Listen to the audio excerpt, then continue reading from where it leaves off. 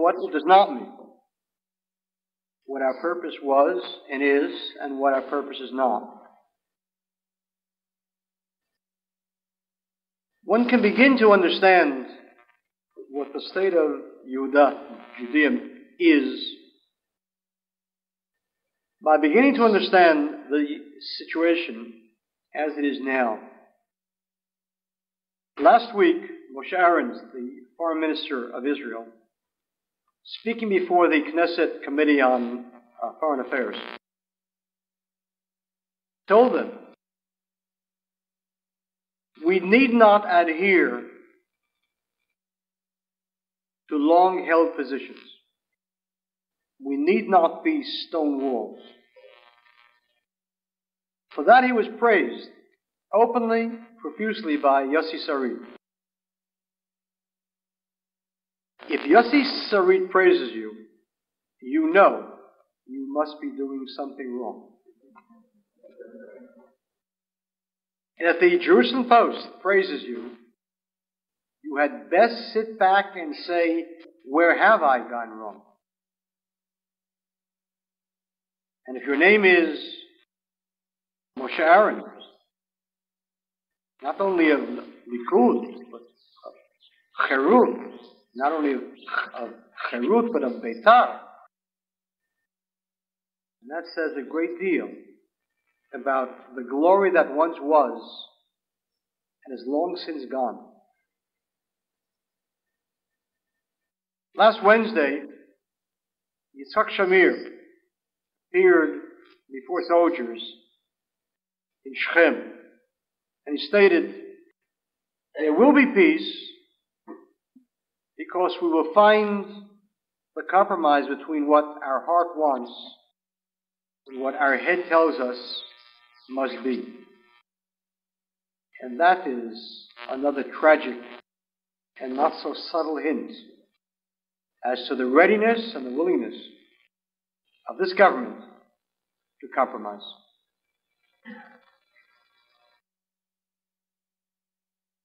When Yitzhak Shamir speaks about an international peace conference under the auspices of the UN, you know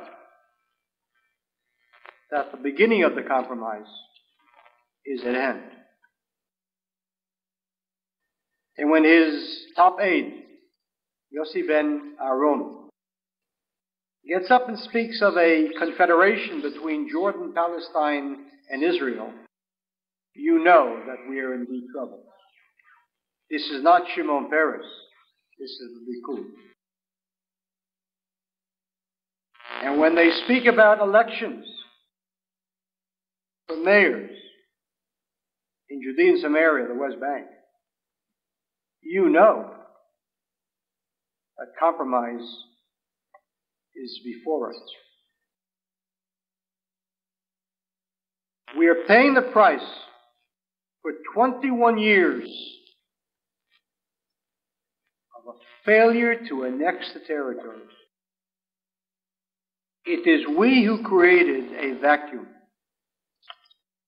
so that today we have no reason to blame the world. We have no reason to blame anyone except ourselves. Because we did not annex these areas, the world quite naturally assumes that there are two options. Either a Palestinian state, which is justice, or a continuation of what we have now, which is occupation.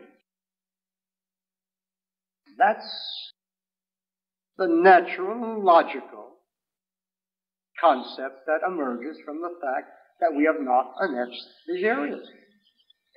If something belongs to you, you leap upon it and you shout, "It is mine."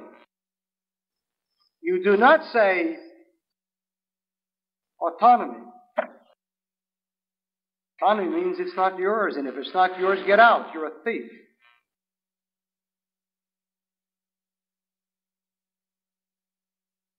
We wonder why the world has positive feelings about the PLO. Let me tell you why. Because despite what they have done, the terror and the murder, they never compromised.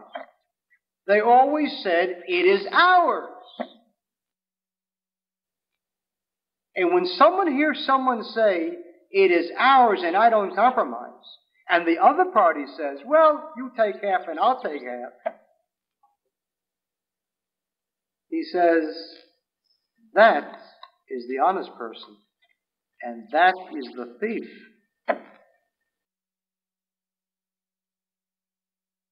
We are paying the price for the fact that 21 years ago, with the immense mercies of a merciful God of Israel and the powerful armies of Israel, we rolled and swept through the territories, and the world stood in amazement, in shock.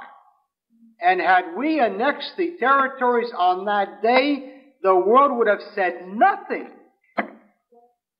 But we feared, even then we feared the world. A people of little faith, a Jewish people that was once the people of the book, threw it away. Even then, there was no faith. In 1967, when the Arabs of Qalqilia saw the Israeli army move in, they fled. The whole town fled. At that time, there were only 8,000 residents. The whole town fled. Qalqilia had been one of the most obscene centers of Arab terror. And for years, Jews had waited for vengeance. And the Arabs knew that. And they fled. They fled. They fled and they reached the Jordan. And Moshe Dayan, the Minister of Defense, sent the paratroopers to the Jordan to bring them back, lest, God forbid, the world think that there was another Arab refugee wave. Already then,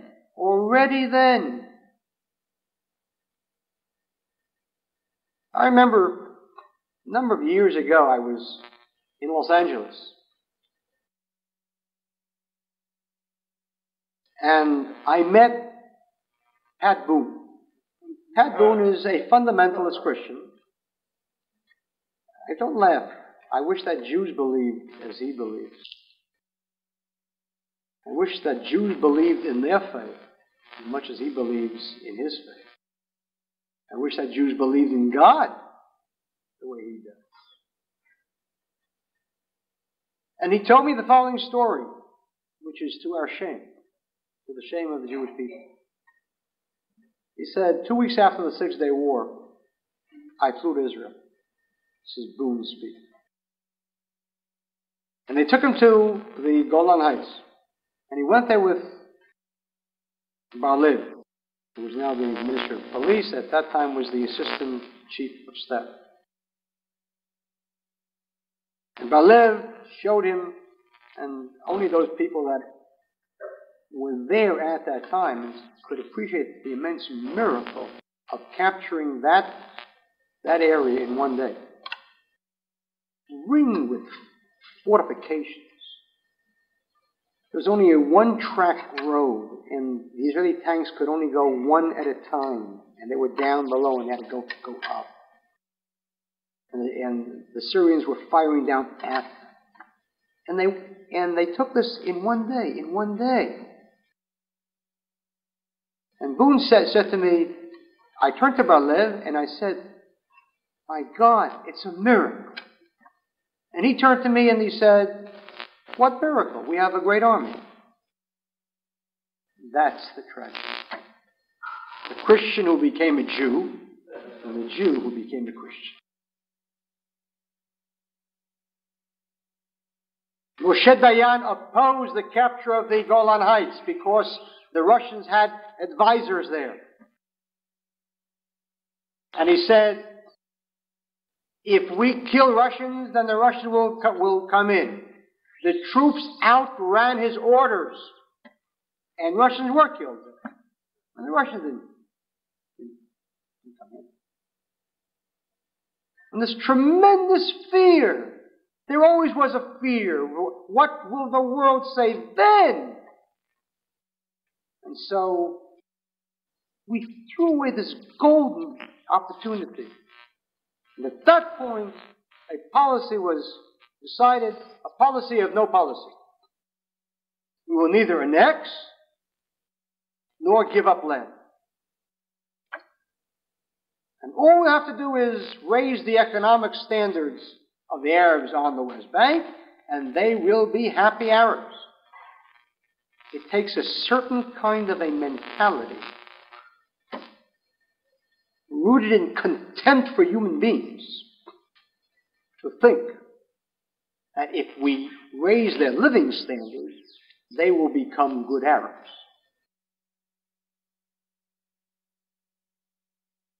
We became the Rudyard Kiplings of the 20th century.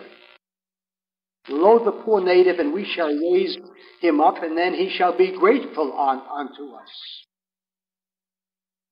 The Intifada is the normal reaction of people who believe the land is theirs and who rise up against people that they assume to be conquerors and occupiers. And why are we shocked at the Intifada? What did we expect after 20 years of raising a generation of new Arabs? Their parents, illiterates, farmers, peasants. We gave them schooling. We took their children and we built universities. 7 universities we built. Under Hussein, there wasn't one university because he knows the Arabs, because he's an Arab. He knew that the most dangerous Arabs of all would be the university graduates, and so there were no universities. Menachem Begin created the universities in Hebron, in Bethlehem, in Shechem, in Birzeit. And so, you had, for the first time, intellectuals coming out. And the intellectuals are the revolutionaries. They are the revolutionaries.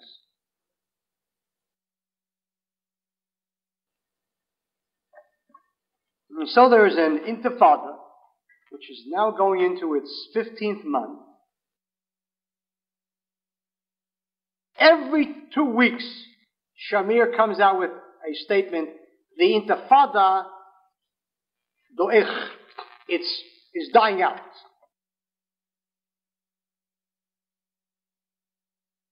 A man of 73 should be careful about talking about which is going to die out first. What dying out? Where dying out? What is he talking about? The chief of staff of Israel gets up and says, we can't put down the intifada because it has nationalist roots. Unbelievable. He should have been fired on the spot and sent back to his kibbutz.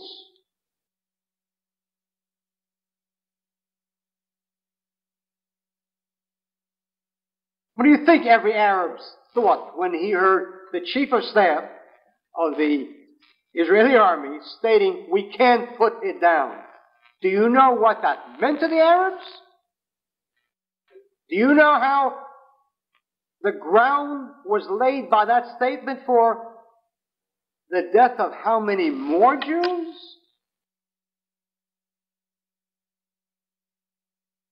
We can't put down the intifada? Let me be the Minister of Defense for 2 days and you'll see how we put down the intifada.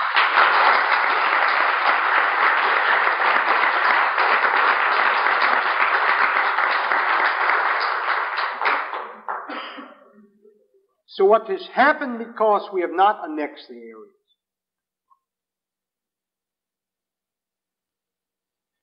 In the sight of the world, Israel is a thief, an occupier. And the Palestinians, these poor people, are martyred, little children who are being killed.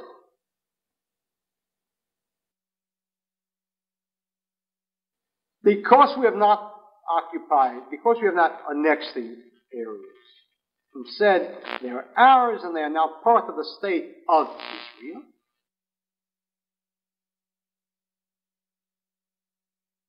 The Intifada grows and grows, and Jews are afraid. Jews are afraid to drive today through their part of Eretz Israel. They're afraid.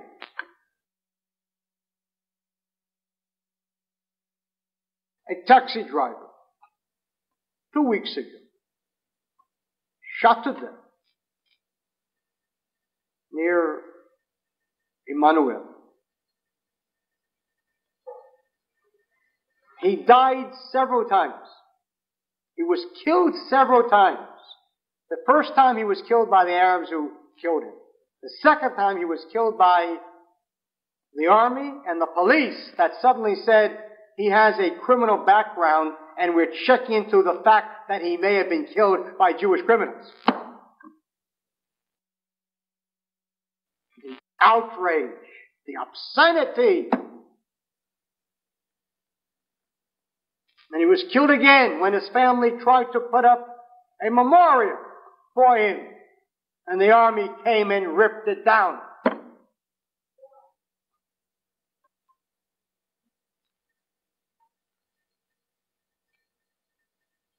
Two weeks prior to that, near the settlement of Bracha, another Jew was murdered.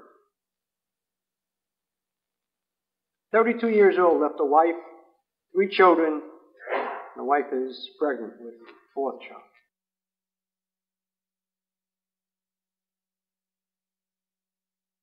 Whenever an incident takes place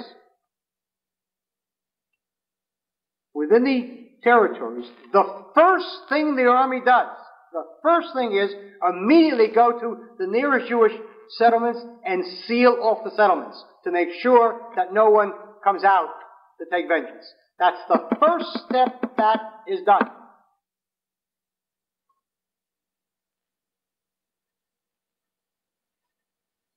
The rabbis tell us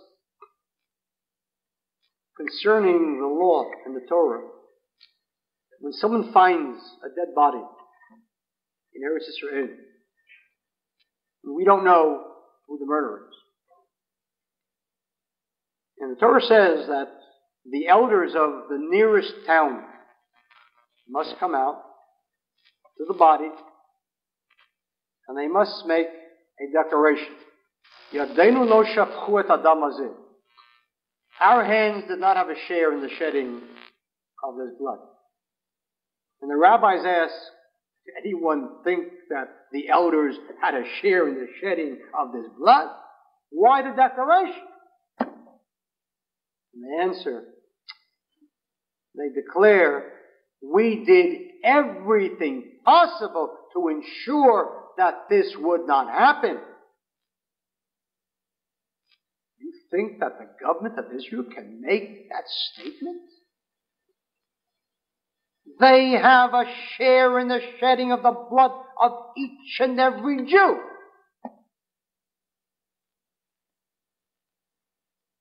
So we come to the state of Judea.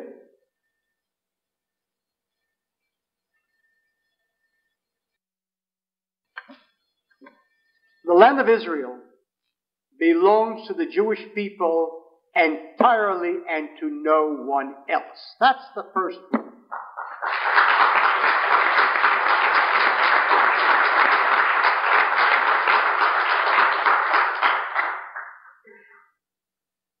Unto your seed have I given this land from the river of Egypt unto the great river Euphrates. The promise of the Almighty to the first Jew, Avraham Avinu, Abraham. And the Ramban, one of the great greats, commentators, says as follows: "Shenitztavenu lareshet haaretz." We were commanded to inherit the land that the Lord gave onto our forefathers Abraham, Isaac, and Jacob. V'lo nazva b'yad zulatenu min ha'umot, and not to leave it in the hands of any of the nations.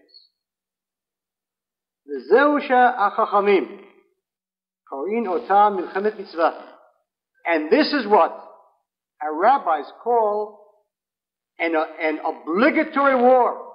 An obligatory war. Not to give up an inch of territory onto the nations. That is the halacha. That is clear.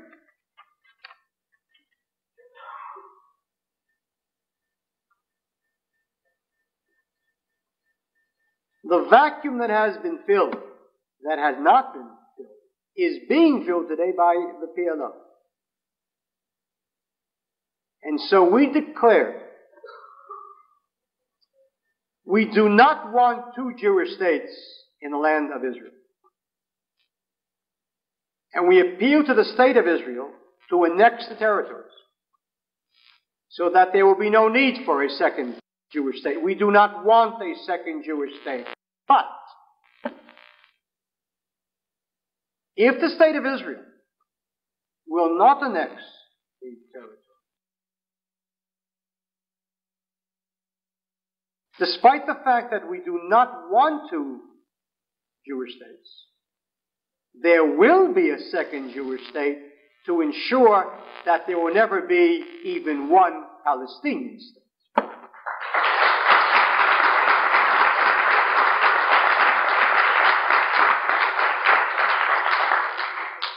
And this is the most concrete form of making it quite clear to the government of Israel. You will not be able to sign an accord with the Palestinians giving up parts of Israel. You will not be able to. This is not Sinai, not Yamit. Here we're not dealing with 2,000 or 3,000 people. Here you are speaking of 65,000 settlers who live there, including 100,000 Jews who live right across the border, who will pour into the area to ensure that it will not be given up, because they know that the day after a Palestinian state arises in Judea and Samaria, the next day the Palestinians will say, now to the next thing.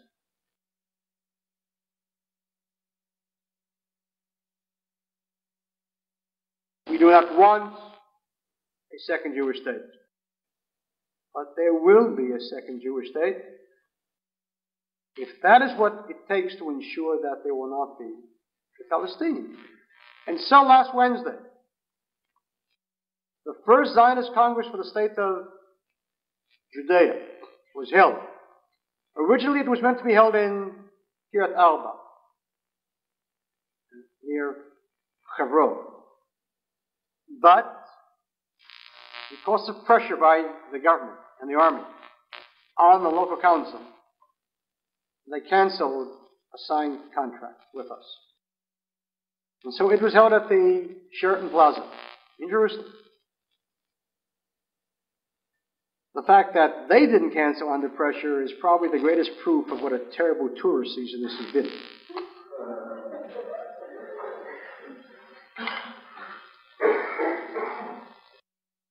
Over 600 people crowded into a room that held 450 people. A quarter of the settlements in Judah and Shomron and Gaza were represented. And this despite the fact that immediately upon the announcement that this Congress would be held, immediately the Attorney General of Israel made a statement stating that he is looking into the question of whether this is mutiny and sedition.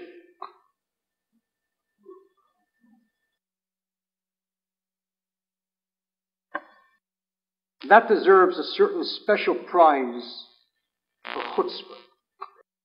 The state of Israel refuses to declare the territories part of Israel, and then says that anyone who wants to make it part may be rebelling against Israel.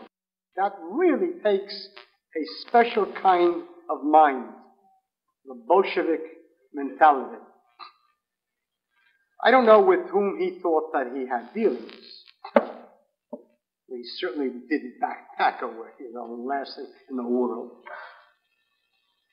And we held him. And we challenged him. You want to come? Arrest us. We sent him a ticket.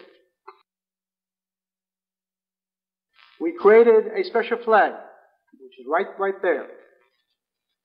Deliberately similar in a way to the flag of Israel. So as to show that we want Israel to annex the areas. But if not, there will be a state, and this will be its flag. And in the flag you can see what will make the state of Judah different from the state of Israel.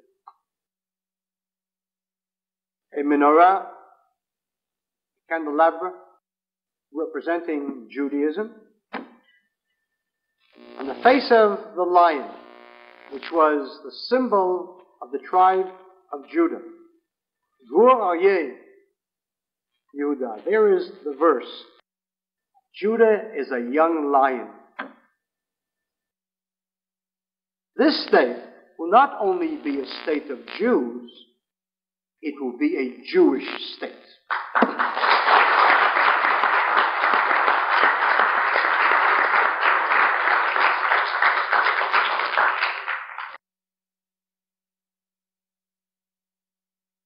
We did not declare a state last Wednesday. We declared our intention to declare a state if and when Israel will leave the area. But what we did do, we elected a provisional assembly, provisional committee, an executive committee, and we prepared to immediately begin the creation of the infrastructure of the state.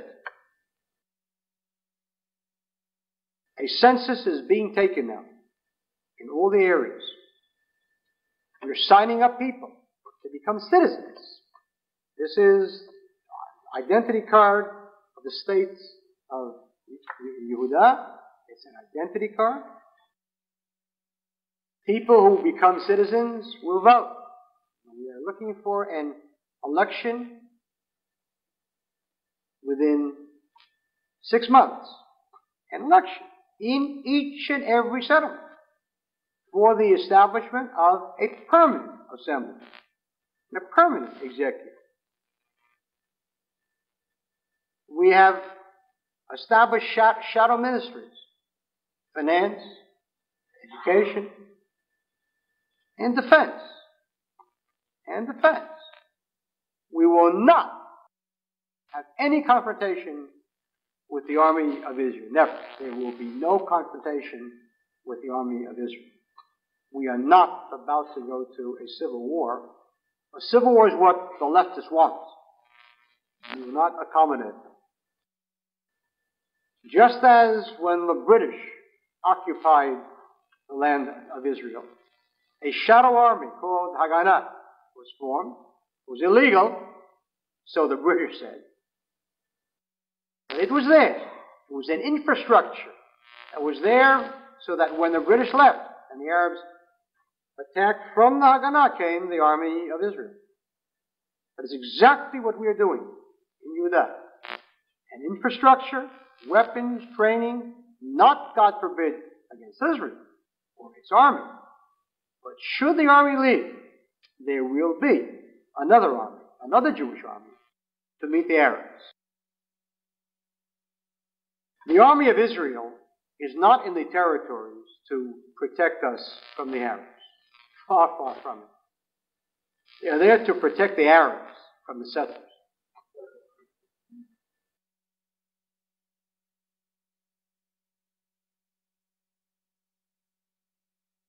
If the army left and the settlers would be free to do what they wanted, you would see another Arab refugee swell into Jordan. The state is on its way, not be proclaimed until, God forbid, there is a need for it.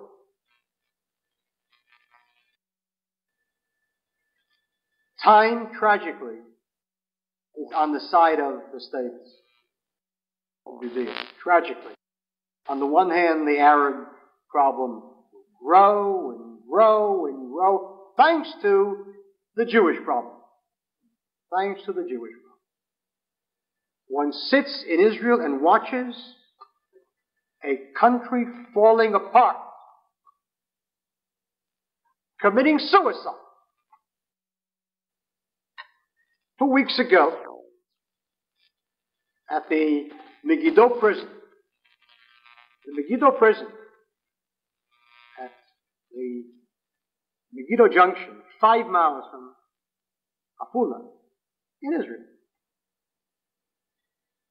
has in it several hundred Arab terrorists. And each week, the families, the relatives, come to visit them. And for the most part, things are passed quietly. 2 weeks ago, along with the Arab families, came a group of Jews from a group known as Hala HaKibush, down with the occupation.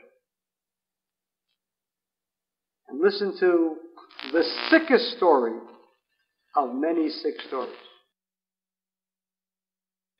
As the Arab families stood quietly, the Jews unfurled banners and started calling the soldiers fascists and Nazis. And the Arabs looked at first with fear. So they started calling them fascists and Nazis. Why not? If the Jews show that it can be done, can the Arabs be far behind? And as the soldiers started to attempt to clear their way through, the Jews picked up rocks and started throwing it at the soldiers. And of course the Arabs saw it, and so they rioted.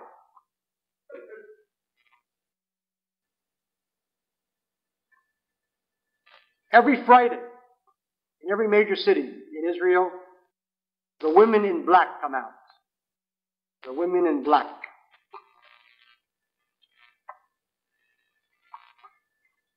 Daila Kibush. Enough of the occupation.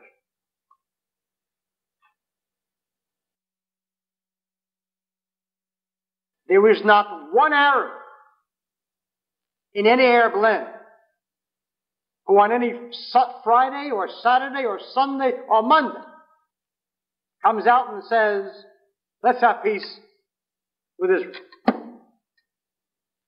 There is no peace now movement in any Arab country.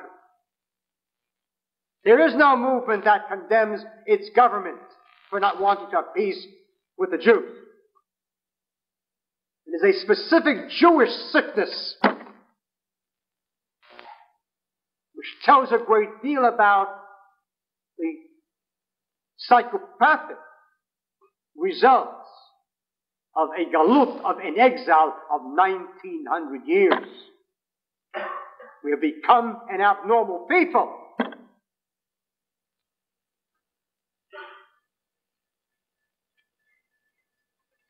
Last month, at the rally of Peace Now, Tel Aviv, Dan Almagor, one of the leading entertainers of Israel, got up and said the following words: We had better prepare the glass cages in which we will sit when they put us on trial for what we have done to the Palestinians.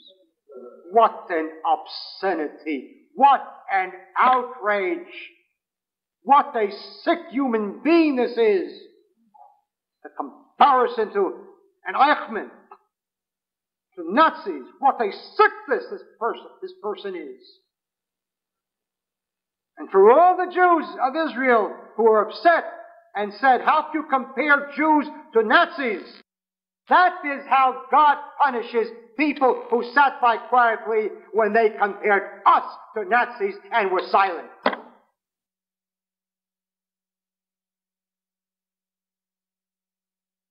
God repays measure for measure. How obscene it was to call the Koch movement Nazis. But who protested? Who said no? No one said no. They were repaid measure for measure. Suddenly, Jews got up and called the army of Israel a Nazi army. What an obscenity, what a sickness. And how, unless we do something about this to end this, God forbid, there will be no Israel left. A country which is moving towards civil war. Do you know how many Jews refuse to serve beyond the Green Line? We only hear either of people who are well known or people who want their case known. But the hundreds of others,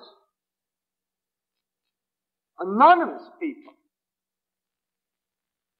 faceless people, who come every day and say, I will not serve beyond the Green Line. And the army says, it's Beseder Gamur, you serve in Sfat. It's better not to have problems. Let's keep this in quiet. What we are seeing is the Vietnamization of Israel. But if in the Vietnam War, if the left was wrong, it was a mistake that was 8,000 miles away.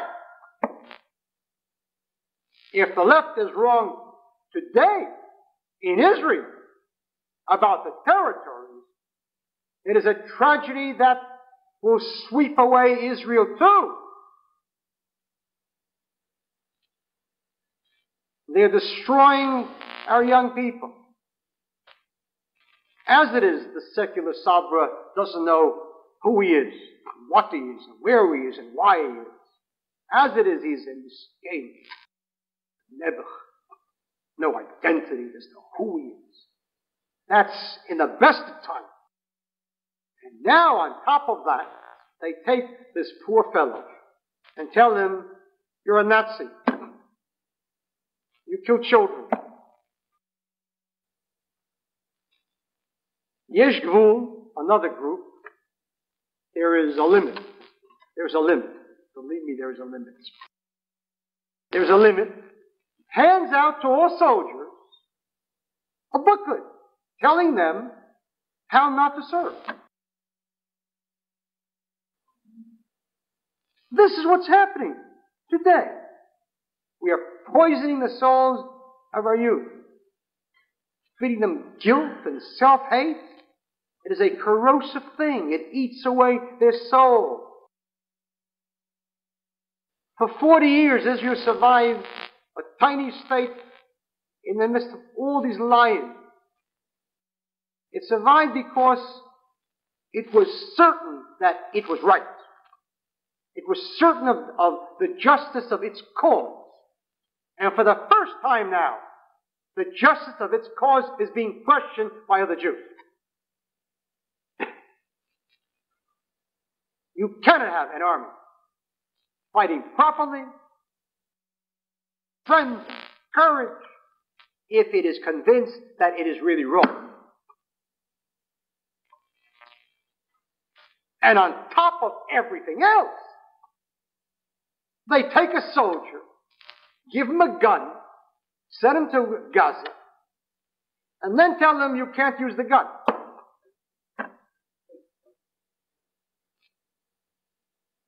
There's a trial taking place now. 4 soldiers in the crack unit,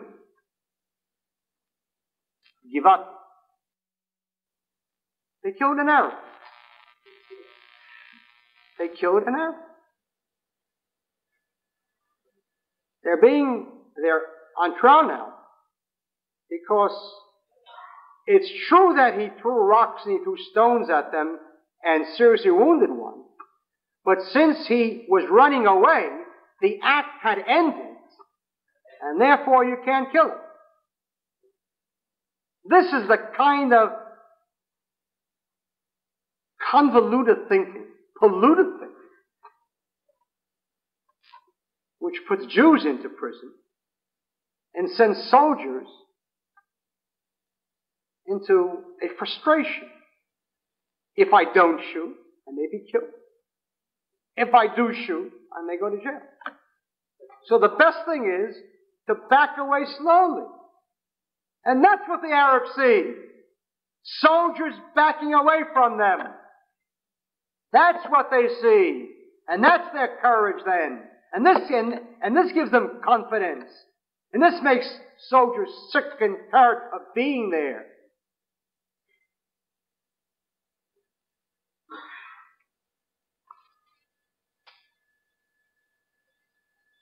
It's not the Labour Party's fault. The Likud members have this incredible incapacity to admit that the fault lies not in our parishes, but in ourselves. The Prime Minister is not a Labour Party man. The Prime Minister is Shamir, a little man, a tiny vision. He is to blame for it. He has the right to fire the Minister of Defense. He can't get up and say, it's not my fault, Rabin is the Minister of Defense. You fraud, you. Fire him. But you won't fire him because you know that you are going to make concessions and you need the Labour Party. That's why they took in Paris. Paris was a corpse, a political corpse. It was finished.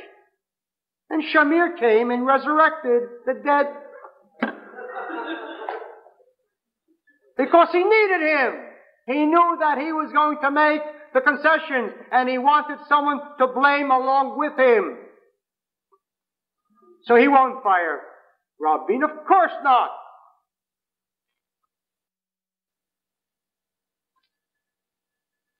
Last week, Ehud Olmert, another one of the young princes of Likud, cabinet minister now, he got up on radio and said, I can't sleep nights.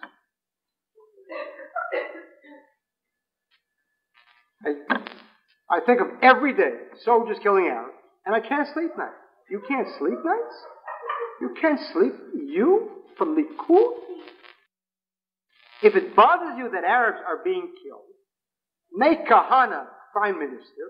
I'll move the Arabs out of the country, and no Arabs will be killed.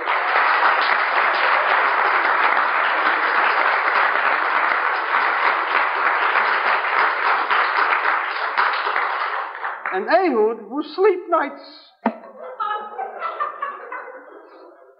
It is all part of a pattern preparing the ground for compromise. And for those who say, they'll never give up Yudan Shomron. Yes. And if someone would have said that Menachem Begin would give up the Sinai, they would have said, you're insane. They gave the Sinai, tore down Jewish settlements. The first time one eats chazer, pork, it's difficult. The second time it's much easier.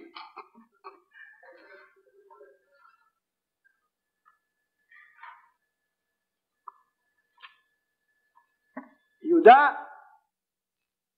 L'olam Teshev, a verse in the Tanakh, in the Bible. And Judea will exist forever. I hope it will never have to exist. But if it exists, it will exist forever as a Jewish state.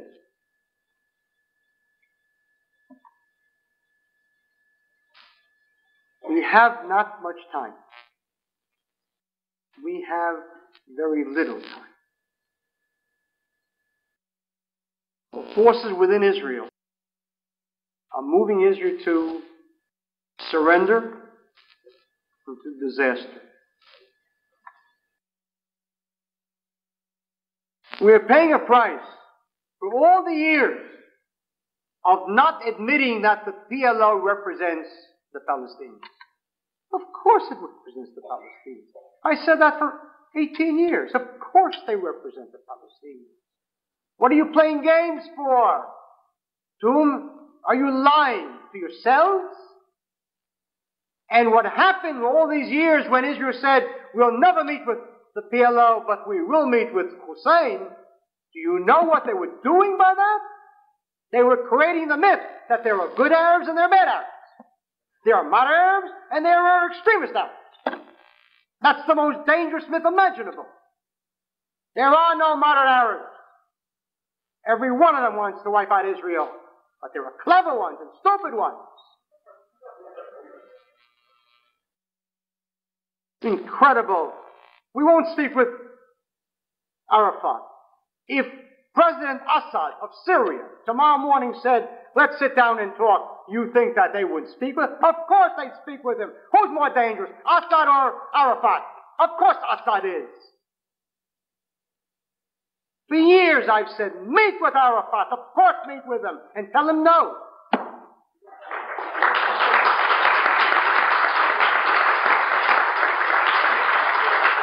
Meet with him. They're all murderers, all of them.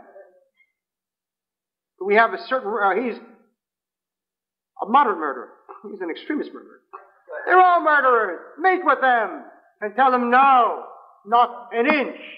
But if you'd like Jordan, we may help you. That's how you talk. Stop playing games here. We won't meet with, we'll have no international conference. Well, the opening will be an international one, but then everybody goes home. What insanity is this? What insanity is this? You annex the territories. You make them part of Israel. You tell the world, shut up and mind your own business. What will they do? What will they do?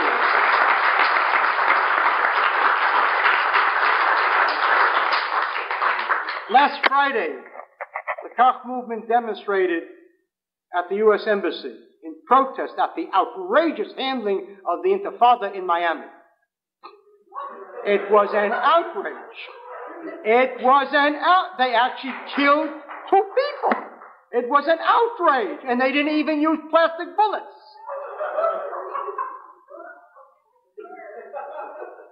That's what you do with imagination. Instead of this deadly, dull hydra, this 2-headed hydra. Paris and Shamir were the ever too dull people to lead a country in the world.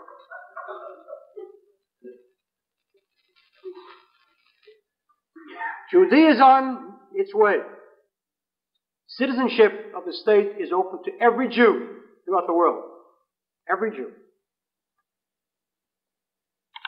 If you want to vote, you'll have to live in any part of Eretz Israel, including the states of Israel. But anyone can be a citizen, no matter where he or she lives. And it's important that we register as many citizens as possible. It's very, very important. It's an urgent matter.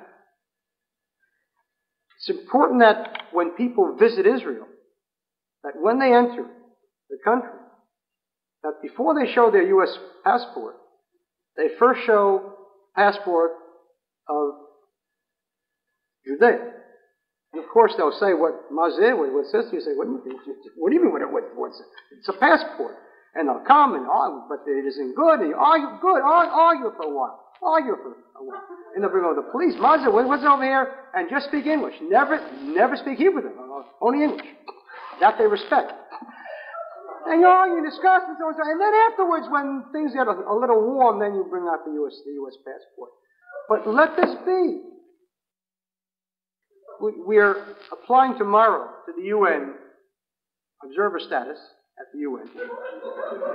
And if we are turned down, we will appeal to the World Court in The Hague. Stop it, Gary.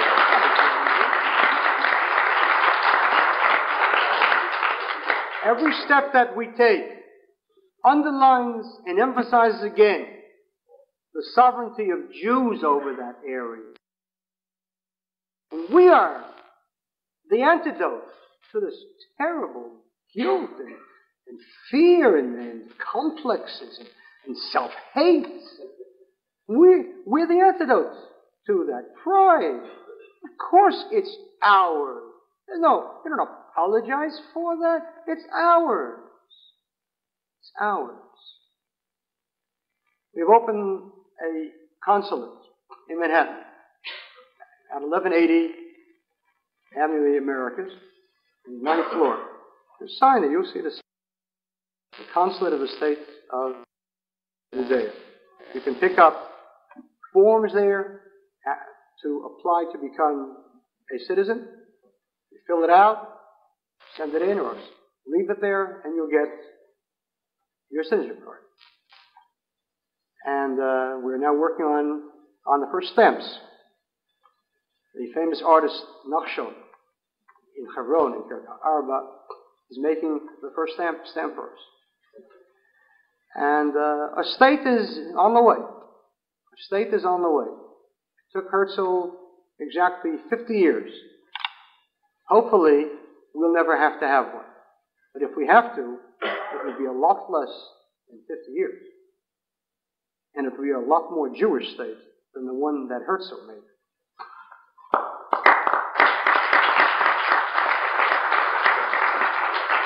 I want to finish with just one statement, one point. Among the tragedies of our time is not only the fact that the left speaks about land for peace, but so many Orthodox Jews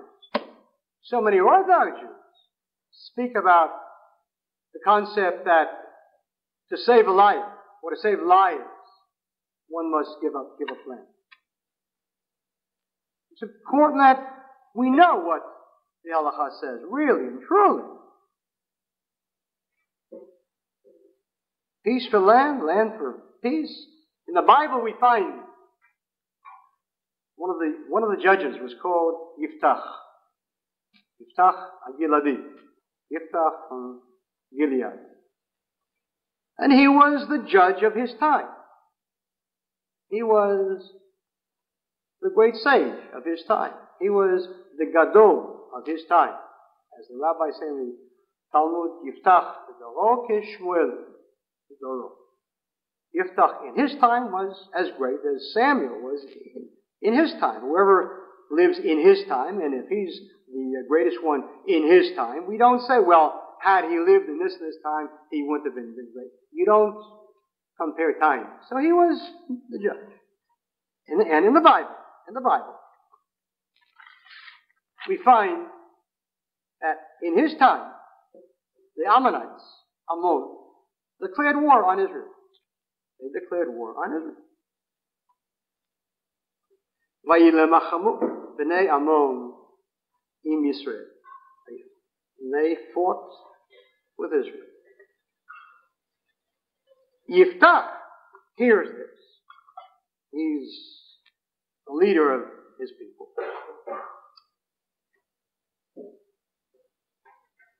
And he sends a messenger to the Ammonites, and he says, Mali valach, what's the business over here? I mean, why a war? Why do you want to go to war? And Melech b'nei Ammon, the king of the Ammonites, sends him back, and he says, because when the Jews left Egypt, you took my land. You took my land. The truth was that the land had been originally taken by Sichon, who went to war against the Jews. He went to war, and he lost, so he also lost his land. And the king of Ammon then ends with a moderate tone. Listen to how listen. He says, Va'ata, and now, Hashiva eten b'shalom. Give it back in peace. Peace. Give me the land, I'll give you peace. Peace now. Peace instantly. Peace immediate. Now you can imagine, outside of Yiftach's home, 100,000 peace now people got and said, land for peace, land for peace. Give them the land, we'll get peace. And what land are they talking about all over here? Chas v'shalom, they're not talking about Tel Aviv. Chas v'shalom, God forbid. They're not even talking about the West Bank. Of course not. No one would even think of getting the West Bank. But he's talking about the East Bank. So 100,000 Jews now saying, give up the East. Who needs the East Bank? We have the River Jordan as our defense perimeter. Give them the East Bank. Yiftach, don't be such an extremist. So Yiftach, the Gadol of his time, the great scholar of his time, sends back the following message to the king of Ammon. He said, listen, he says, Motek Tishma, listen. Habibi, listen to me, he says. You have a god named Chemosh. That was the god of Ammon. Halosh et asher yorishah Chemosh Elohecha oto tirash. Whatever your God Chemosh gives you, God bless. Or you. Veit asher horish Hashem Elokeinu mipanenu oto nirash. And that which the Lord our God gave unto us, that we keep. And he went to war. And he won the war. But he went to war and didn't say land for peace and pikuach nefesh shtachim and to save a life. You have to give up land. Why didn't he? Why didn't he? Because of what the Ramban said, which I quoted to you earlier. That not giving up land, the zui she achachamim, or inota milchemet mitzvah. And this is what our rabbis tell us. Is called an obligatory war. Within the halacha, there is a concept known as milchemet mitzvah, an obligatory war when one must go to war. The peace-loving Jewish people have a mitzvah, one of the 613 called milchemet mitzvah, when you must go to war. And the rabbis tell us, when is a milchemet mitzvah? And they say to us, a milchemet mitzvah is a war against the 7 Canaanite nations, Amalek, and any time the enemy comes up against Israel.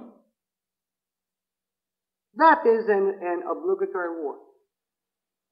So for all the rabbis that say, when there's a danger to life, you have to give up the mitzvah of keeping Israel. Because it's like Shabbos. If there's a danger to life, you have to violate Shabbos. If there's a danger to life, you have to violate the mitzvah of keeping land. Nice? Makes sense? Think. Every mitzvah in the Torah, except one, every mitzvah is never dangerous. It's not dangerous to keep Shabbos. Usually. Therefore, if in a rare time it becomes dangerous to keep Shabbos, you are allowed to violate the Shabbat that week, so you can keep the Shabbat. You can live and keep the Shabbat for years to come. That's the rationalization behind live, violate the mitzvah now, so that you can keep it later. All the mitzvot have that concept. They are never dangerous, usually. Per se, they are never dangerous. So when circumstances make it dangerous now, you can violate it so as to keep it later. But there is one mitzvah in the whole Torah which is always dangerous. And that's a milchemet mitzvah, an obligatory war. Consider the logic in saying there is an obligation to go to war except if it's dangerous. If we suspended an obligatory war because it's dangerous, we would uproot that mitzvah forever and permanently from the Torah. And therefore, this is the one mitzvah because inherently it is dangerous. And nevertheless, God said, do it. It's the one mitzvah that the Minchat Chinuch, one of the great commentator, says, Nehi, it is true. The kol mitzvot nidchot b'nei hasakana. It is true that all of the mitzvot are pushed aside because of danger. Mikol makom, nevertheless, mitzvah zu, this mitzvah of an obligatory war, HaTorah tzifta lilchom imahem, it commanded us to go fight with them. The yadu, and it is known, the HaTorah lo tismoch, dinim anes. God doesn't give us mitzvahs and say, do it and I'll perform miracles for you. God doesn't promise miracles. U'v'derech ha'olam, and by the nature of things, neragim mishnei tzadim, beit milchama. By the nature of things, people fall on both sides in the case of war. And nevertheless, God said, go to war. In Ken chazinan, therefore we see. HaTorah gazra lilchom imahem aftu sakana. We see from here that the Torah commands us to go toward this even though there is danger. In Ken dechuyas sakana, it is not the land which is pushed aside, but it is the danger that is pushed aside. And that is halakha. And that is the truth. And the tragedy is, how many rabbis know this, prefer not to speak about it. Because it is easy not to say this. It is easier to say things that the congregation wants to hear.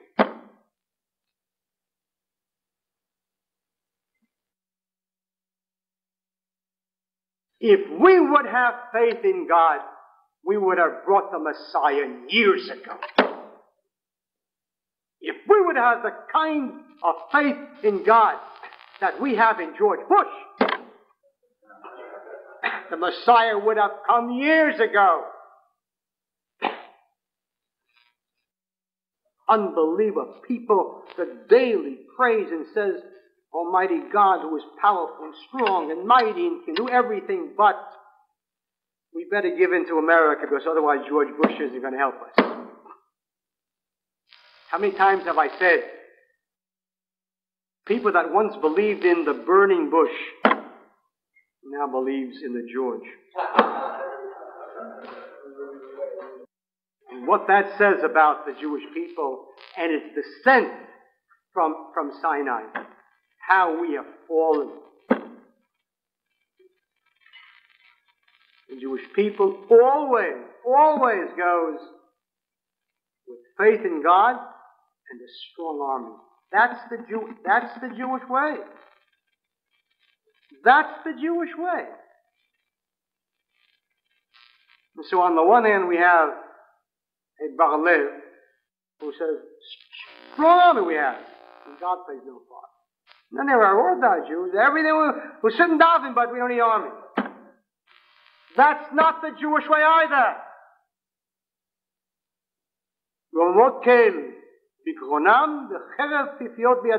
A verse in Tehillim, in the Psalms.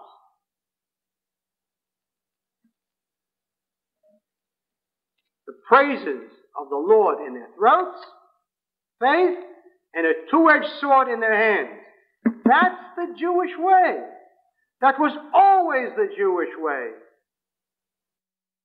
So let us have faith in God and know that we are a special people and we are a chosen people, and stop being ashamed of it, and let us get rid of this insane hang-up about racism. How does Shalom stand as far as the state of Judea is concerned at this point? Question is, how does Gush Emunim stand vis-a-vis the creation of the state of Judea? It has come out rather bitterly in opposition.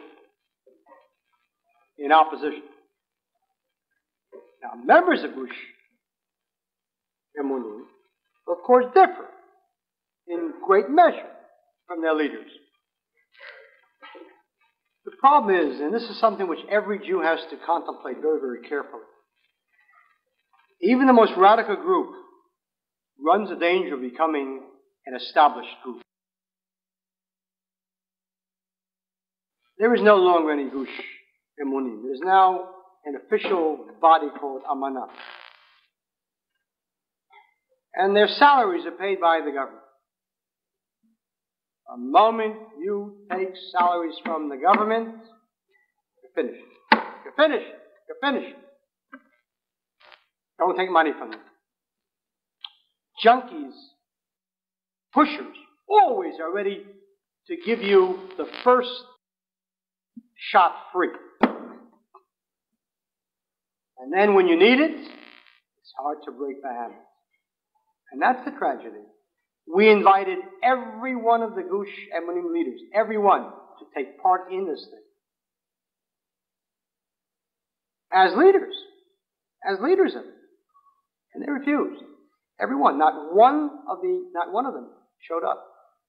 A lot of Amcha, a lot of ordinary people showed up, but not the leaders. And that's a tragedy.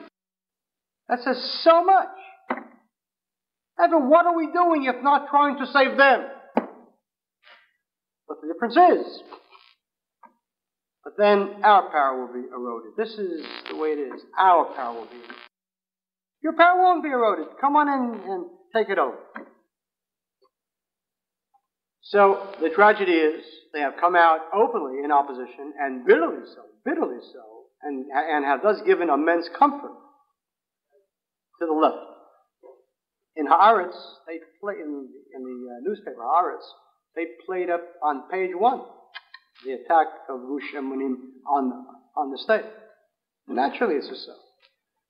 When did any leftists go and attack one of the anti-war groups? Nobody attacks the anti-war groups. Leftists, birds of a feather, stay together. Matzah minet mino, as they say. One form finds the other one. With us, splits and divisions and so on, it's a tremendous tragedy. But, you asked a good question, and you got an honest answer. A very painful answer to me, but an honest one. The rabbis mentioned the other time that transfer. It's really brought up by many world-class rabbis. The problem they find with this is where is that law precedent for repercussions which might occur in terms of pogroms in all the other countries of the world, everyone which contains Yidden except for Transjordan, is the only one which is Christianized. If they're worried about being killed out in America, let them come home to Israel. What are they talking about? There is a halakha. They shouldn't be here, period.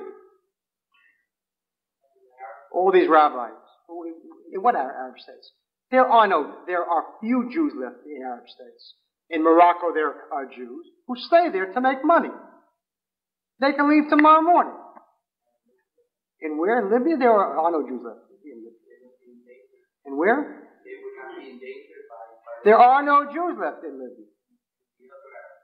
The only Arab states in which Jews cannot leave are in Iraq. 200 Jews that are elderly people. They're not going to be hurt. Not going to be bothered. If I were the prime minister, I would send messages to the Arab states. The hair of one Jew falls, and you have no capital left. And you think that I am going to go under because some rabbi in America is afraid of a pogrom?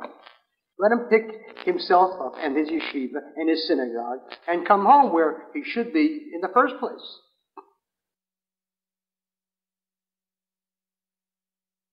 Yes, Howard. Does the creation of the state of Judea affect your trying to get that into the Knesset? It has nothing to do with it. It has nothing to do with my chances of in the Knesset. This is a separate matter, which was done purely on its own merits.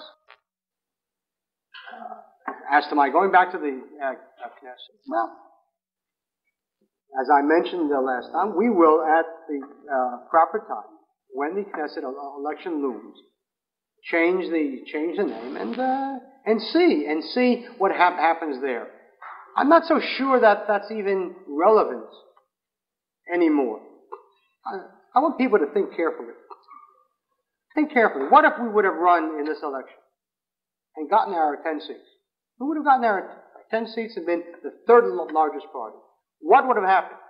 What would have happened is exactly what happened. Labor and the Likud would have gotten together in panic, and this time kept it for 4 years again. Do you know what will happen to Israel in 4 years? Do you know what they will do to the country in 4 years? In the end, unless we change the whole system, I don't know what it's going to be. Israel needs a strong government. Israel needs a government which is not riddled by tiny little people worrying about who will get the lotto seats. Unbelievable. 26 cabinet ministers. There are more cabinet ministers than there are opposition Knesset members. The U.S. has 250 million people. How many cabinet offices are there here in this country? 10, 12, 13, 15? Israel has 26 cabinet ministers. They cut the pie up so that everybody will have a slice. There isn't even room at the minister's table in the Knesset for them all to sit together. Thank God most of them never show up.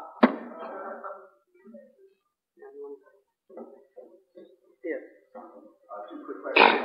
First, your American citizenship status, and the second question, what's the relationship between the new administration that just came in, Bush and Snow and the State Department, the new head of the State Department, and Israel, and your feeling about Judea?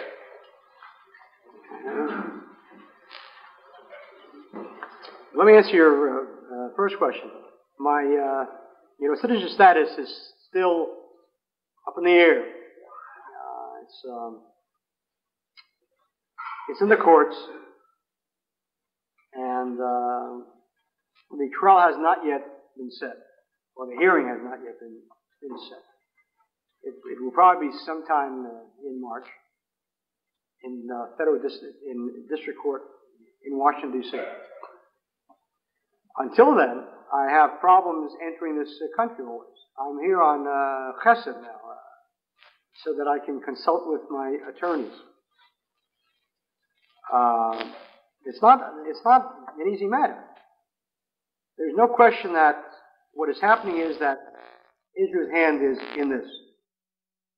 Because when I was fighting the U.S. government's effort 4 years ago, when they claimed that I had lost the U.S. citizenship, they agreed without any problems that while the case was being heard and adjudicated, I could enter the country. And suddenly now they said no. And there's a difference, and the difference is Israel. In any case, I'm here. And please God, it'll work out well. And the second question, that's too complex a question. I have no idea what Bush, Sununu, and whatever. I have no idea.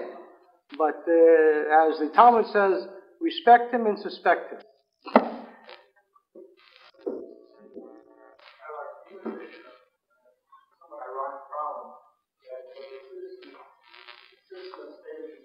Yes. Yes, you're right. That's a very, very, very definite possibility. But in order to in order for that to happen, the state of Israel would have to recognize the state of Judea. And that would be worth it. That would be worth it.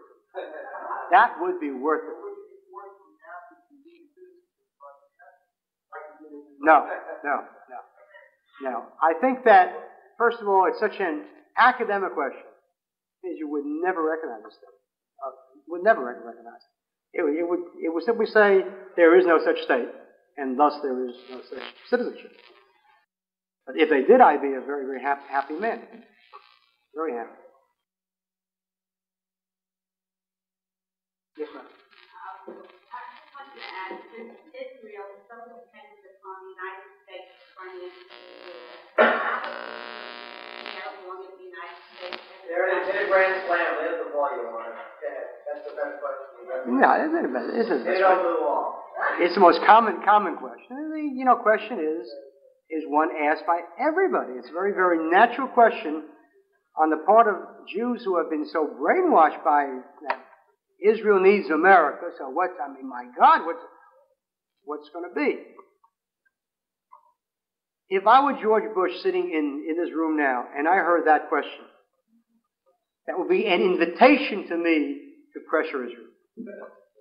Every time America hears a Jew say, "But what can we do without America?" That's an invitation to pressure. Certainly. If I know that you're frightened of me, that's an invitation for me to come, beat you up, push you around, steal from you. Of course, certainly. And it's an invitation, therefore, not only that if you do what I say, but it's an invitation knowing that you're so afraid. What do you do tomorrow morning if George Bush says, if Israel doesn't give up the territory, just let's leave aside Judea, Arabs, forget about that. Con doesn't exist. If you don't give up the territory, you're not going to get money. What do you say? Give it up? You won't say that, right? You'll say no, right? Good. So if you can say no to him on that, say no to him on that too. That's the first. Secondly, I'm sick and tired of hearing about this. We need America. The problem with Israel is, it isn't a state. It's a shul. It's a shul. It walks on with a pushkin.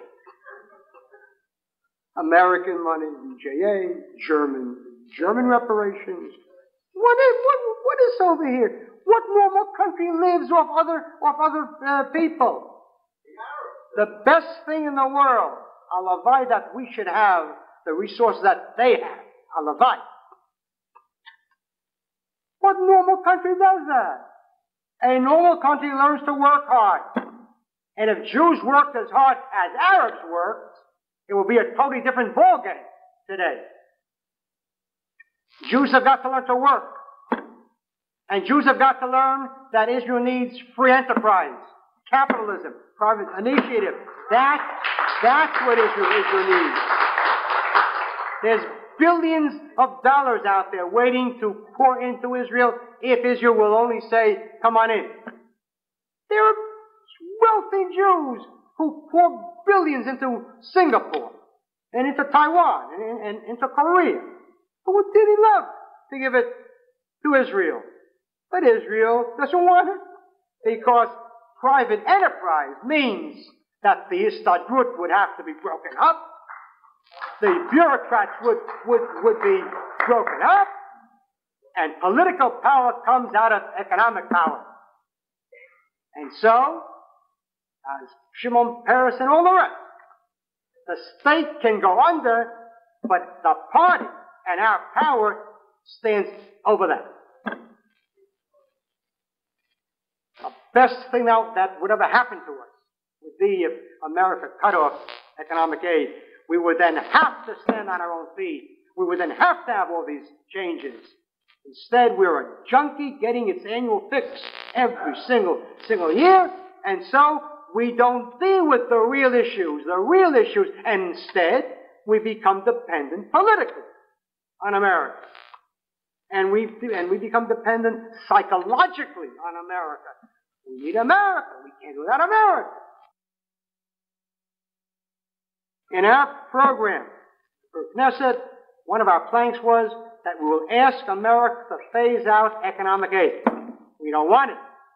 And we will rip apart the bureaucrats. I don't want the bureaucrats. No more red tapes and no more licenses and permits to get licenses to get permits to get license.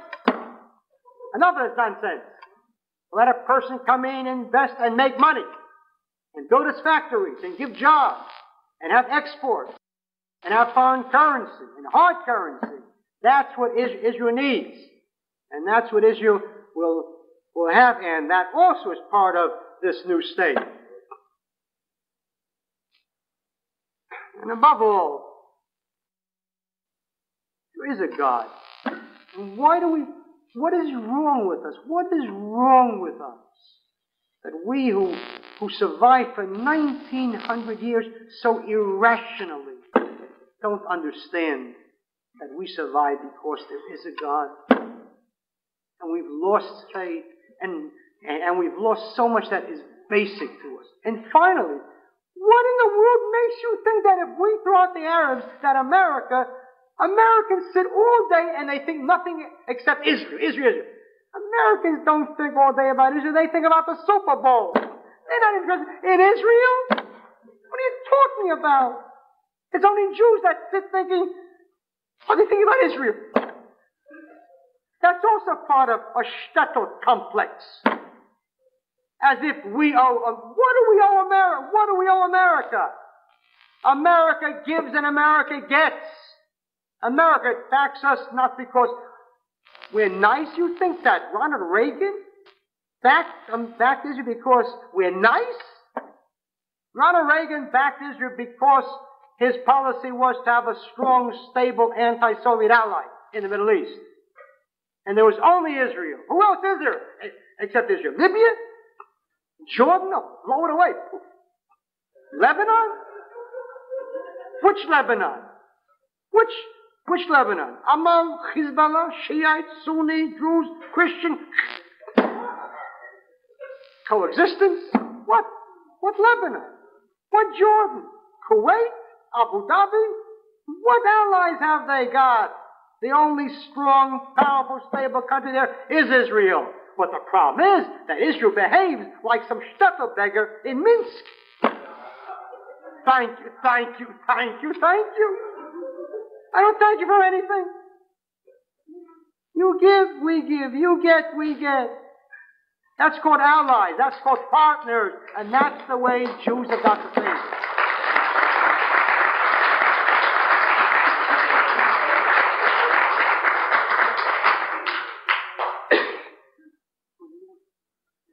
The aisle, yes. Rabbi, why won't you tell us the real solution after the intifada? To what? To the... 2,000 years ago, we were punished by God with exile. Now we punish ourselves with exile. Isn't the only solution, Aliyah? Putting aside your great idea of segregation there, we ask ourselves the question, how can we avoid the support of America? How can we avoid the intifada? Isn't there only solution? You're absolutely right, but that's not the answer. Aliyah is a major part of the answer. Certainly, of course. Absolutely. But if you think that Aliyah from this country to Israel, without a change in Israeli policy, is going to make things better, it's not so. It's not true. Indeed, one of the reasons why there is such a paucity of Aliyah is because a state which was once such a great, great dream is now a kind of a nightmare. Secondly, it's nice that you think that we should have Aliyah. Every Jew thinks we have Aliyah. We should have Aliyah. There is not one Jew of the 6 million that are living in this country that doesn't think it's a great idea for someone else. Of course I want Aliyah. I made Aliyah. I can talk about it. I made Aliyah. I took my family on Aliyah. And I have 14 grandchildren who who were born there because of that. Of course I want Aliyah. How many rabbis are talking about Aliyah? How many Jewish leaders are talking about Aliyah? How many Zionist leaders are talking about Aliyah? You have Zionist leaders who have been Zionizing out of 515 Park Avenue now for 60 years. Of course I want Aliyah, but who's going on Aliyah? And name me one case in Jewish history in which there was ever large-scale Aliyah from any affluent country. There never was. It's a tragedy. I agree with you. Of course there should be Aliyah. Perhaps if there would be a different state. I don't mean Jews. If Israel would be a different kind of a state, and a different kind of a government, and a different form of it, and if it would be a more Jewish state, then perhaps Jews would be, some Jews, I'm saying, more, but certain Jews would be willing to give up a material life for something that is Jewish. But how many Jews sit now and say, why should I give up a good life to go to a country which isn't even Jewish? I mean, what am I getting there? Now, I don't want to give you an extra reason not to go, because I think that argument is a false argument, it's a specious argument, and it's not an honest one either. It's simply used. Nevertheless, it is used. It is used. You don't go to Israel because it has a nice government. You go to Israel despite its government. You go to Israel because of a mitzvah to live in Israel. Because it's your country and it's your home. And because no matter how difficult it will be in Israel, and it will be very, very difficult, it will nowhere approach the difficulty that is coming to Jews in this country. Hatred in this country, and I travel a lot and I come back and forth so I can see it, is unbelievable. I have never in all my life seen as much open hatred of Jews as there is today.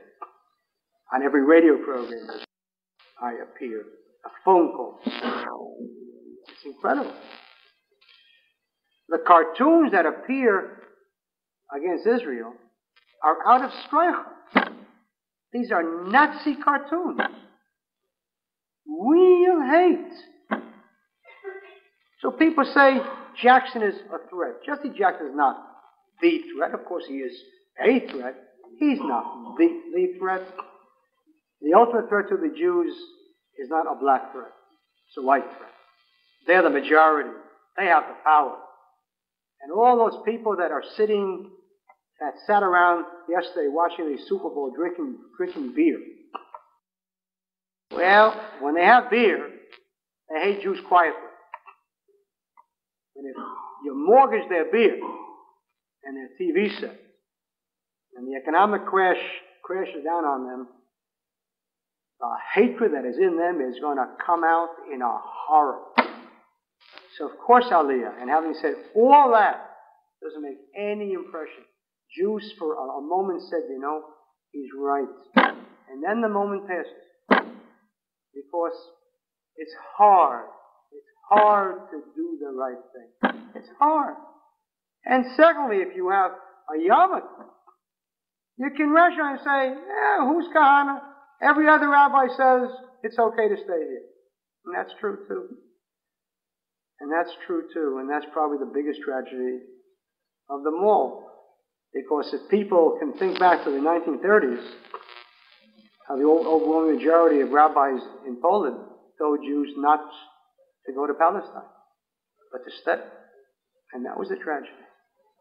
And we paid for that. We really can't have people talking. Here's the MC, and he takes people's questions. I don't want Jews to have to again and again and again suffer the same thing again and again. Why is it that Jews can't learn a lesson after a while? How much suffering must we undergo before we finally realize, maybe we should do this? What is wrong with us?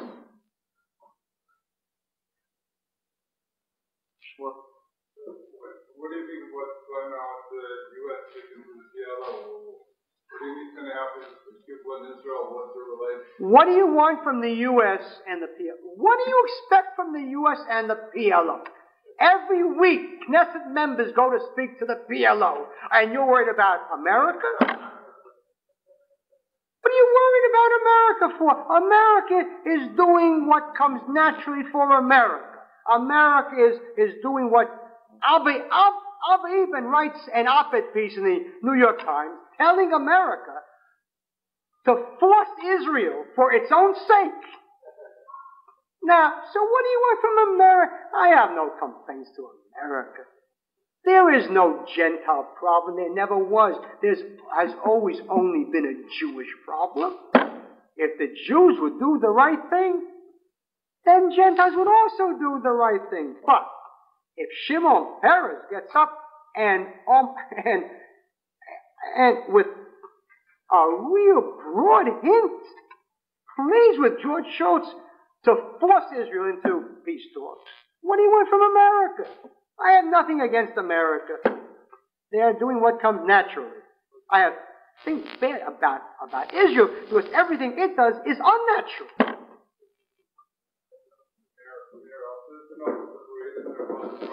What? Isn't the Buddha and Shas who don't have any doubts for any political issue, it's going people away from you? I don't want to get into any language. A good Shas, I don't want to get into that now. It's just these are parties that are not relevant to anything except the money for their institutions. That's it. Sorry, pardon? Because I don't want to start a war. Have you ever fought in a war? Have you ever fought in a war? Okay, well, let me tell you, I have. What is the military reason not to go there?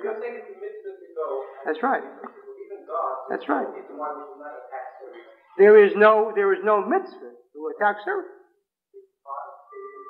There is no mitzvah necessarily for you to attack a country which has a part of Eretz Israel. There is a prohibition against giving up land. There is nowhere that I have found any source in which it says that we in our times have to attack and start a war for that. There may be. There may be. And if there is, and if the rabbis would come and say yes, then that's how it has to be. But as of now, there is a great difference between giving up land, which was taken in a war begun by the Arabs, and our starting a war. And any time there is a doubt about the halakha, you have to be very, very careful about it. At least I'm certainly careful about it. I know what a war is.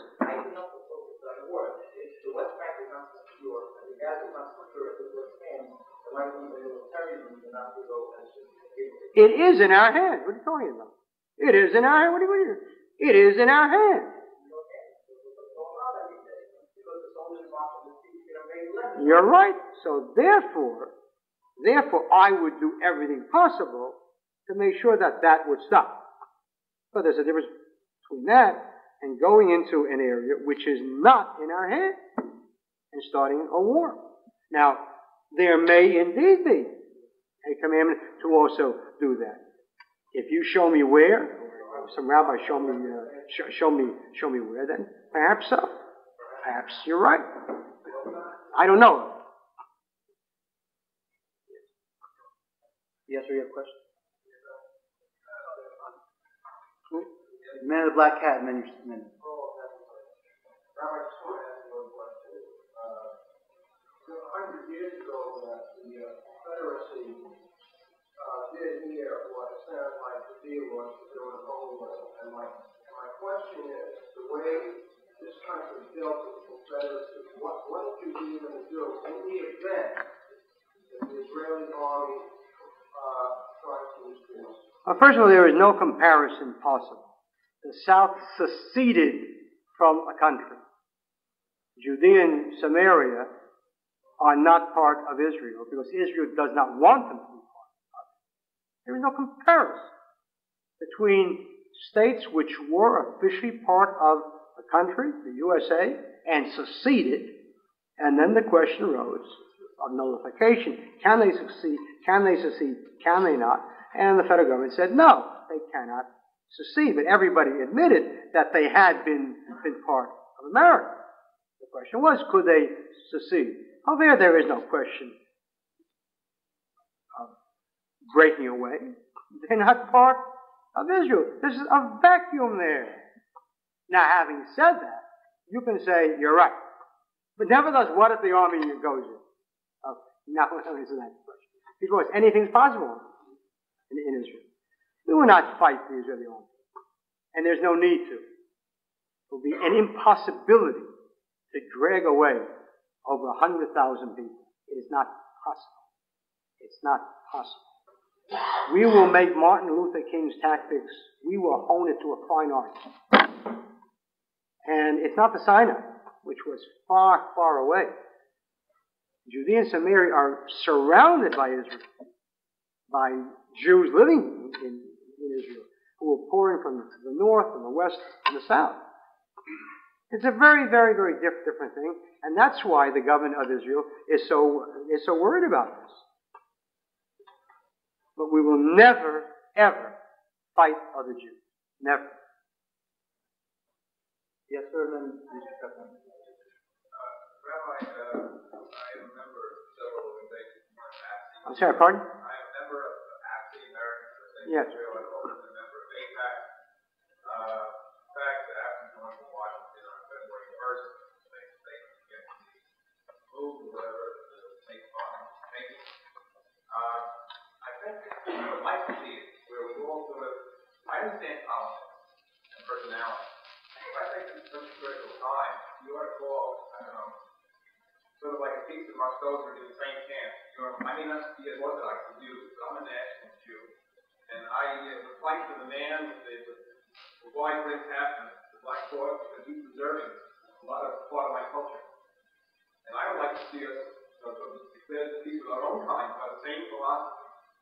To unite and fight what I consider was the mentality of 1934. To use one example, 2 weeks ago, Rita Hauser had a group over at the Y. We shattered it down. She was really quite a hypocrite. We passed a lot of literature. I think American Jews have a role, as well as Israeli Jews have a role, in stopping the hypocrisy of the world. The world turns back on Israel, and the world will suffer as a result. So I would like to see us unite on this. I know it's not become automatic, but eventually people come to read. It'll take a while to understand the philosophy. Even those who get to now will see in the months ahead that they are correct. So I've asked you this in the Israeli Jews, American Jews. We are not the Jews of 1934. We are opposing the liberal Jewish philosophy that has plagued our society for so long. I just want you to know that. Young and old, we stand together on this issue. I'm not so sure about that. I would also like to stand and applaud and feel good, but I think you're wrong. I think you're wrong. I think that thanks to the the overwhelming numbers of Jewish leaders in this country, what is AFSI? It's a small group. And what's APAC? Part of APAC is hardly any hawkish group. And I'm not so happy about APAC, which is run by Tom Dine, who's married to someone who's not Jewish. That doesn't mean I'm not a nationalist. And I'll say that to you openly. A nationalist? What makes me proud of being a Jew, if not Judaism? Albert Einstein? Sabin? We won another Nobel Prize? I think that the overwhelming majority of Jewish youth in this country not only are not hawks, they're not Jewish. They're not Jewish. They couldn't care less about doves, hawks. They don't feel Jewish. They care about Israel like they feel about Portugal. That's the far greater problem than Rita Hauser. The assimilation on campuses, to me, is a far greater danger than Rita Hauser. Tom Dine, to me, is a far greater danger to the Jewish people than Rita Hauser. Not that I love Hauser, of course not. Would you pick a Tom Dine? No. Because to you, Tom Dine is a nationalist. Ochamvei, as they say. What's the use in personalities, whether you're moderate or whether you're pro-national? The point is, you have spoken like myself, okay? I took out literature to Dean Samaria when my brother died, okay? On a tour guide with Dean Samaria. I don't care who Tom Dine is married to. I will go to the APAC conference and I will say, how can we talk about secure strategic ally when you're asking Israel to bring stuff, okay? The point is, you've got Jews in America who are not Orthodox, okay? But still want to fight for this country. I'm not talking about Orthodox. I'm not asking you to be an Orthodox Jew yet. Wait a while. But what I'm asking you is to recognize the enemy. No, well, you don't know who the enemy is. You think that Tom Dine is not your enemy. Not every enemy is a bad guy. Rabbi, enemy is in fact people who did speak up in the 1930s and 40s, okay? Those are the people in the enemy. The ones who oppose the march on Washington, D.C., okay? I am sitting up against what our American government is doing. And any liberal Jew who put the gang up for the rest of the world against business. That's fine. That's I don't care about these subtleties and the nuances of how someone takes the position. the subtleties and the nuances. Jews can die in two ways. Through the chimneys of Auschwitz and through the marriages with non-Jews. And understand that. And if you don't grasp that, then what are you grasping? If Adolf Hitler had not come up, do you know what was happening to German Jewry without Hitler? Assimilated, leaving everything Jewish. Would that have bothered you if Hitler had not been around? Do you know what's going on in Sioux City, Iowa now, in terms of assimilation? You know what's going on in Berkeley today? Doesn't that bother you? If it doesn't bother you, you need a strong lesson in what is Jewishness. There is no need for a Jewish people to exist unless that Jewish people is a special people. If your great-grandfather would be sitting here, he would turn to you and he'd say, I don't know what your name is, Velvel, you'd say, "Hey, Velvel, what you don't understand." That's the problem. And you're a good Jew. And I believe that really. I really do. And I think that Tom Dine, in his ways, a good Jew. He doesn't understand. He's a victim. He's a victim. It's a tragedy. We Jews have got to fight to save our bodies and our souls. I agree with you that we should fight those people who in the 1930s and 1940s did what you're right. No question about it. I founded JDL, and I never asked you an Orthodox Jew. We took anybody. I sat in prison here for a year for Soviet Jewry. I didn't ask, are they Orthodox? Never asked. The Koch movement has 80% of its voters who are non-Orthodox. But I tell them what they should be. And if you don't tell them what they should be, then they're not going to know what being Jewish is. When AFSI brought in William Vanderhooven, because he's a Christian friend of Israel, it didn't matter to them that this guy is one of the great missionaries inside Israel, the head of the Christian embassy. He tried to convert me. He sat with me when he was the water of the Garden Tomb on Derech Shechem. And he sat with me because we had burned down 3 missionary buildings. And he said, "Rabbi, you could be the St. Paul of our time." You think that because he is an asset to Zionism that I would invite him to a conference? He's as great a danger to the Jewish people as is Arafat. Pardon? Yeah.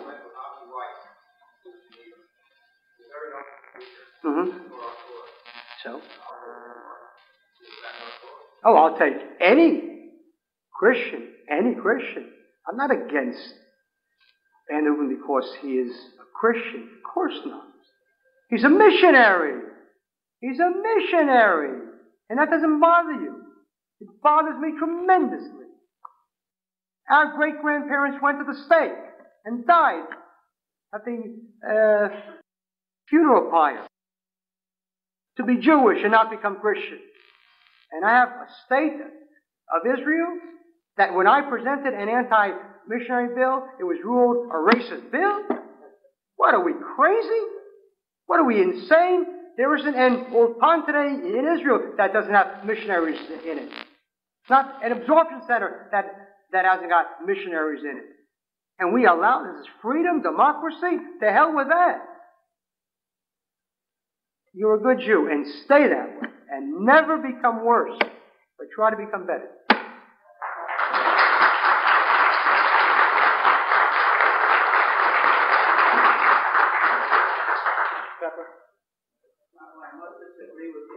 Go on right ahead. But there's a long line. There's a long line. Peter calls us from Acts. At first, he was married to a non-Jew. Right. And later on, I think he's now with a baby else. So Caroline, perhaps he's married to a non-Jew. I'm sure that his children may be brought up Jewish and good Zion. Nevertheless. I would really appreciate. One of the things that they do to me is they don't let me speak. Let a person whose view is different speak. Go on. But Carl Dine, he does a lot for big Zion. ZOA, he came up with better suggestions, better than the ZOA class on the politicians. Secondly, he didn't say anything about those in Meashar and the Satanus. They don't want Israel, the government of Israel. They call the Zionists, they call them Nazis. They'd rather have Arafat than the Arabs. I wasn't worried about them. And they wear spinals and puzzles and everything. So I don't know. You can have a good Jew on one side, a nationalist Jew. Doesn't do any harm. You can bring up people even in the Zionist cause and Jewish cause. On the other hand, you may have Sunnis who are very detrimental to Israel. So I think you can balance that. You're absolutely right. I didn't mention AFSI in my whole speech. He got up, he mentioned AFSI. So I spoke about AFSI. You got up now and you mentioned the Torah characters. So now I'll speak about them. Now listen to me.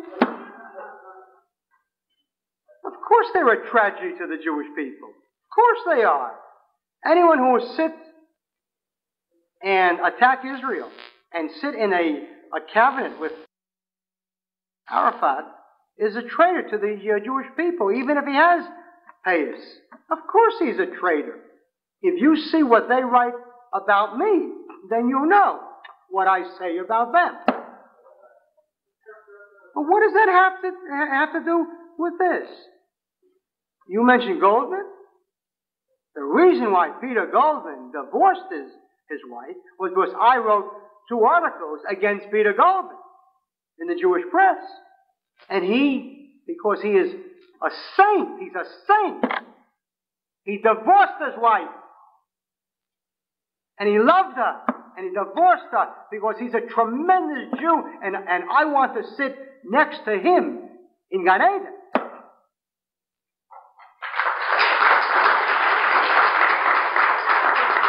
And having become affiliated with Kach, when he was honored by Kach in Washington, AFSI sent out letters to their members stating that this was not being sponsored or recognized by AFSI. I don't want to get into an attack on AFSI. AFSI is a fun... Excuse me a moment. Listen. This is not the Knesset. People speak when they raise their hands. In between then, I speak. I'm now speaking. No, I'm speaking. AFSI is a wonderful group. AFSI is probably the best group in this country next to Kach. I mean, really. It's a good group. It understands things. But it doesn't understand enough. It's not enough to say, well, they're better than they are. You have to be the best.